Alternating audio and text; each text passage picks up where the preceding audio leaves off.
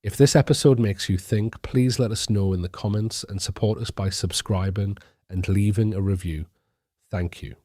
Today we are exploring why emotional intelligence should be taught in schools, drawing on a compelling article by Jean Gross, published in Test magazine. The piece opens with a really striking statement from Daniela Amodei, president and co-founder of Anthropic, the company behind the Claude chatbot, who in a recent interview with ABC News said, and I quote, "In a world where AI is very smart and capable of doing so many things, the things that make us human will become much more important." That's a powerful thought, isn't it? Jean Gross uses this quote as the jumping-off point for a powerful argument. As AI becomes increasingly sophisticated, the skills that make us uniquely human, our emotional intelligence, are becoming more critical than ever. What she found after looking at the landscape of employment is that companies like Anthropic aren't just looking for technical wizards. According to the article, Amodei highlighted that employers are actively seeking recruits with excellent emotional intelligence and people skills who are kind and compassionate and curious. The reasoning is straightforward. Businesses thrive when people can genuinely collaborate, communicate effectively with clients, and truly understand what others need. Now, for me, this immediately resonates with our core philosophy. It's all about enhancement, not replacement. AI is going to handle a staggering amount of the doing in the world, the computational heavy lifting. But it cannot wonder, it cannot care, it cannot judge. Those uniquely human attributes, wonder, care, judgment, relationship, imagination, wisdom, ethics, these are what we must preserve and protect. Jean Gross's article really shines a light on how we can do that through our education system. The first thing Jean Gross points out, and it's a critical one for school leaders and curriculum designers, is that while our curriculum proposals acknowledge digital and critical literacy, they don't fully reflect the seismic shift AI is bringing to employment. She makes the case that the curriculum review undertaken before we truly grasp the impact of AI needs a serious re-evaluation.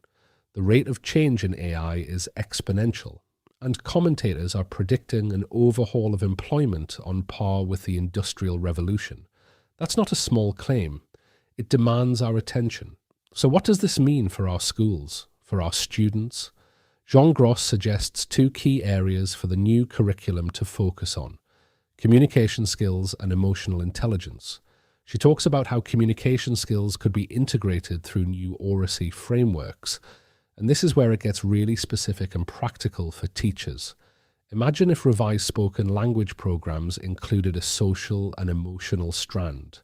This isn't just about speaking clearly, it's about learning how to initiate and maintain conversations, how to work effectively in groups, how to give and receive feedback constructively, how to negotiate and resolve differences, and crucially, how to listen to others with empathy, using a rich vocabulary to describe emotions. The power of that for me is immense. Think about your Year 8 geography lesson. It's not just about memorizing tectonic plates. It's about students collaborating on a project, truly listening to each other's ideas for solving a local environmental issue, respectfully debating different solutions, and empathizing with communities affected. This is teaching communication skills in action, not just as a separate abstract concept. The article makes the critical point that this kind of social emotional learning shouldn't be confined to the English curriculum, but should be applied across all subjects. It requires us to once again value skills as much as knowledge, and to make space for these essential competences by reducing mandated content elsewhere. This brings me to a challenge that school leaders often face. Accountability drives practice. Jean Gross highlights that it's difficult to get schools to focus on spoken language when it's not assessed in GCSEs or A-levels. This is a crucial point for how we think about assessment in the AI era. We've talked before about the 3 Ps: assessing the product, the process, including how students interact with AI, and the performance, which means live demonstrations of understanding.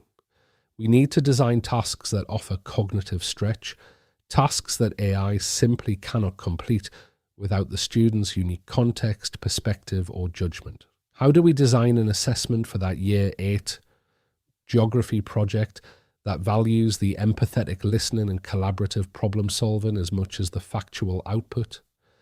It's about designing learning that cannot be faked because it demands depth, care, and imagination. Maybe a stronger emphasis on student destinations after leaving school within accountability frameworks could encourage secondary schools to prioritize this type of oracy work. The article reminds us of Alan Milburn's interim report on young people, not in education, employment, or training, or NEET, which highlighted a lack of soft skills as a key challenge employers face. Now, beyond communication, Jean Gross stresses the need to reflect on Anthropic's requirement for excellent emotional intelligence among its recruits. She shares that she lobbied for social and emotional skills to be included in the curriculum review, but sadly it's mostly relegated to the relationship, sex, and health education curriculum, which often isn't prioritized in many schools and is increasingly overloaded with factual content. This is a real missed opportunity.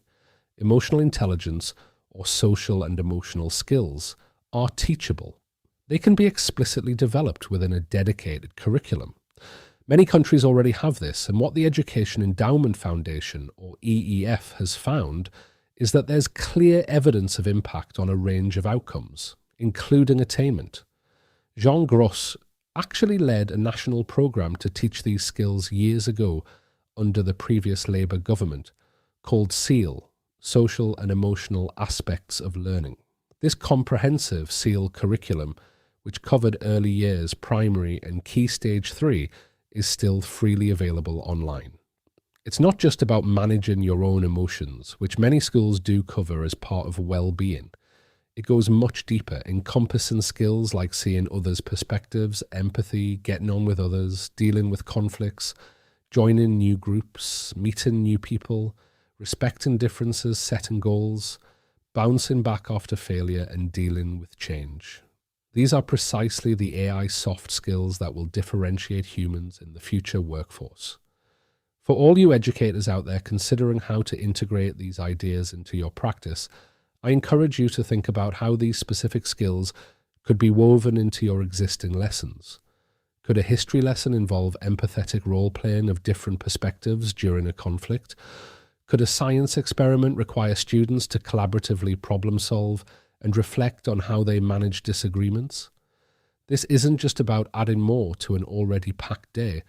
It's about redesigning how we approach learning to cultivate these essential human capabilities. If you're finding these discussions useful for shaping your approach to AI in education, please do follow and subscribe to the podcast for more insights and practical strategies. Jean Gross calls these skills our one USP, our unique selling proposition, our one advantage over the machine. They are what make us uniquely human. And this really speaks to the human-in-the-loop philosophy.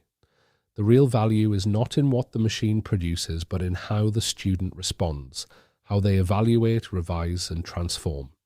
The machine computes, the human wonders, cares, and applies judgment. This is about teaching students not to outsmart machines, but to outthink them.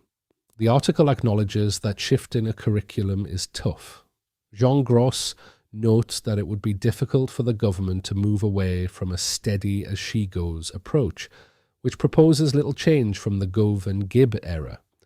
A change of plan risks upsetting the many brilliant teachers who have become highly skilled in delivering the current curriculum, thanks to the application of cognitive science. This is a classic change leadership challenge. We know that teachers often get labelled as resistant to change, but more often they just need time and space. Give them that, and they become the best drivers of innovation. We need to build from our strengths, anchoring AI and this vital emotional intelligence curriculum to successful practices already in place, rather than presenting it as a disruptive revolution. It's an evolution, not a revolution.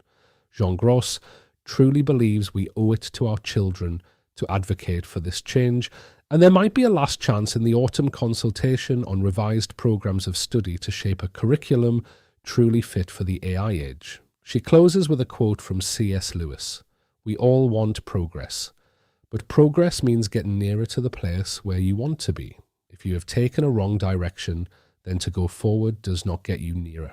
If you are on the wrong road, progress means doing an about turn and walking back to the right road. For me, that road is one where we are purposefully teaching communication skills and a comprehensive emotional intelligence curriculum, empowering our students with the very qualities that distinguish them from machines.